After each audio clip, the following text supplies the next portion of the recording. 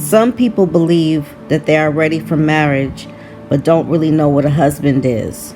Some are already married, but they don't understand his role or function.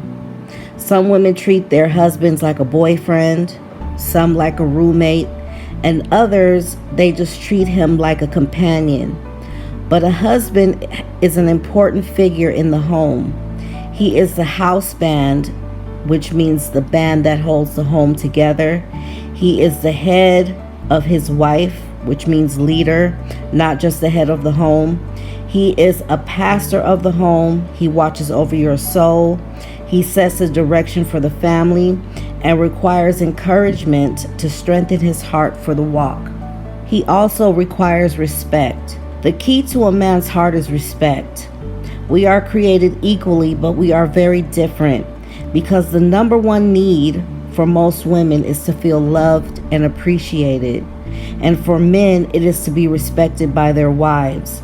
And I know some people feel that they only need to respect their husband if they feel that he deserves it or if he changes. But the Lord didn't call you to change your husband. He called you to respect him.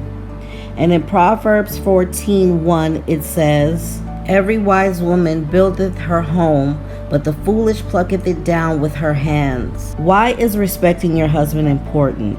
Because God has sovereignly appointed your husband to love, sacrifice, guide, minister, protect, teach, and direct you and the family. He must go in front of you and set the course.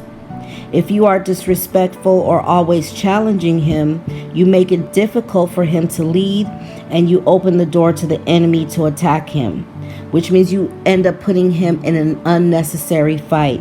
And in Hebrews 13:17 it says, "Obey those who have the rule over you, and submit yourselves, for they keep watch over your souls, as ones who must give account, that they may do it with joy and not with grief, for that is unprofitable for you." It is unprofitable for you because they will either give up on leading altogether, or he will lead with resentment and anger. A husband is also called to correct and instruct. If you are going in the wrong direction, if he discerns that the enemy is after you, or that the enemy is influencing you, or if there are just bad habits that won't benefit you, he has a right to correct you and instruct you in the things of God. He's also the pastor of the home.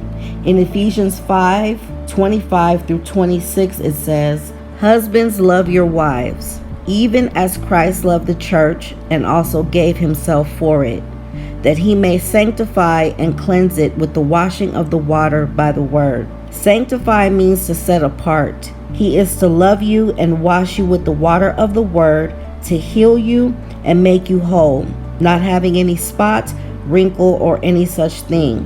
So he is to love you and to minister to you and the children. Marriage is a covenant relationship. You are heirs together in this life.